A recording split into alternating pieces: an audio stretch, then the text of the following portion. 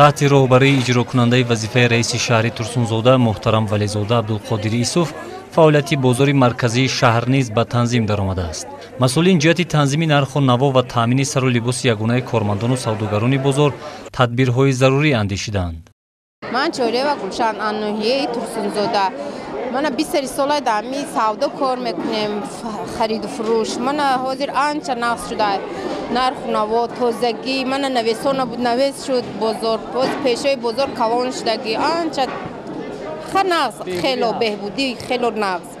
من سبزی 180 فروخت دادم، کارتشکه 3 سومون بروی نقص خیلی آوادی هست. شکر خدا. راهبری شهر هم خیلی کارو هم خیلی آوادی های کارساد ما میندار. راوک شده به حضور راه میگردیم. همه چی قاعده قانون شکسته نقص شد خیلی.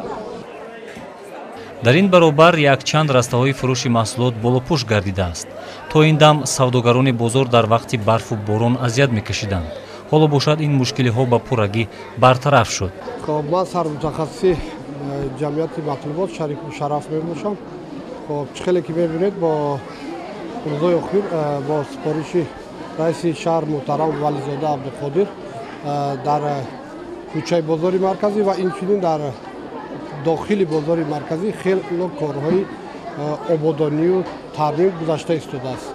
بیرون از بازار من جویبارها تعمیر کرده ایستادند. در داخل بازار باشد نویس‌های نو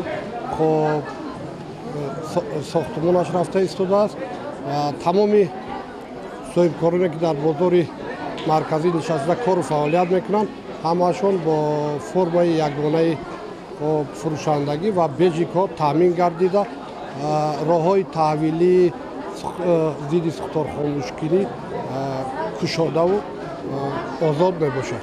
باز هم برای بهتر فعالیت گردیدن فعالیت بازار مرکزی ما به نقشه گرفتیم که قسم‌هایی که ساختمان نویس‌های نو نشده است این را عملی گردانده جایهای نشست به شرایط را با شرایط گردانده.